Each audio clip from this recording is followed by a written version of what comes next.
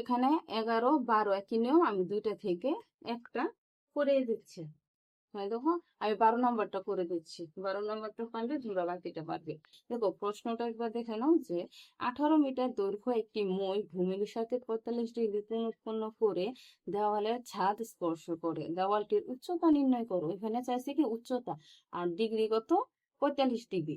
কি দেওয়া আছে, দৈর্ঘ্য। এখানে দৈর্ঘ্য, এখানে তো এত মিটার দৈর্ঘ্য একটি মই, মই বললেই কিন্তু হবে এটা হচ্ছে অতিভুজের মান, এটা কিন্তু লম্বের মান না। মইটা তো ওইভাবে এই যে কোনাকুনি থাকে, এইভাবে না, আমরা যখন একটা মই দেওয়ালের সাথে দেই, এটা যদি দেওয়াল হয়, এটা যদি ভূমি হয়, মইটা কি এরকম থাকবে না কোনাকুনি?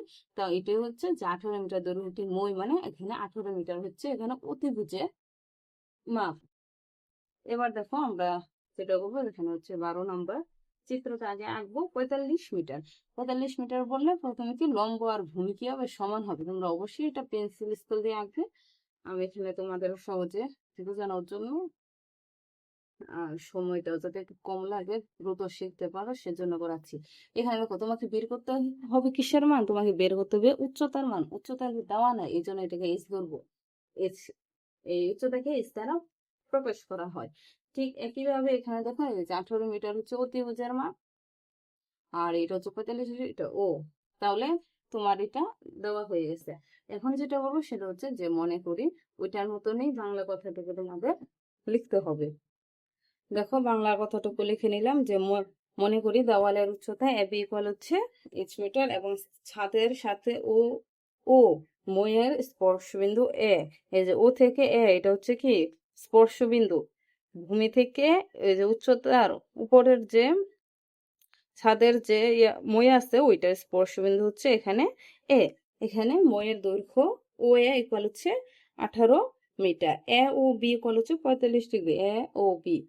এখন এ বি সি সমকোণী ত্রিভুজের sine A O B equal A B by O A. তাহলে এখানে সাইন কেন নিলাম, এখানে কি দেওয়া আছে তোমার, এই যে উচ্চতা দেওয়া আছে, উচ্চতা তুমি বের করবে, আর হচ্ছে তোমার অতিভুজ দেওয়া আছে। তাহলে এই সাইন থিটা মানে কি, লম্ব বাই অতিভুজ, এর জন্য লম্ব হচ্ছে এ বি, আর হচ্ছে অতিভুজ হচ্ছে ও এ।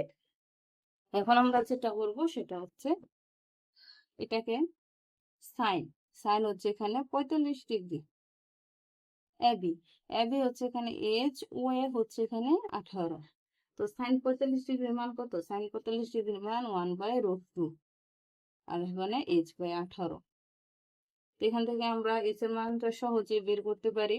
কোনাকুনি আমরা গুণ করবো h√2, আর এখানে 18 সাথে যদি 1 গুণ করে 18, এইচ ইকুয়াল, এখানে দেখো যে এটা গুণ আকারে আছে, ওই পাশে গেলে কি হবে, এখানে 18 কি আছে, গুণ আকারে আছে, এখানে ওই পাশে গেলে ভাগ হবে। তাহলে এইচ ইকুয়াল, তোমরা যদি এটাকে ইয়া করো, এই ক্যালকুলেটরে গুণ করো, সরি ভাগ করো, তাহলে তোমরা যেটা হবে 12.728 এত।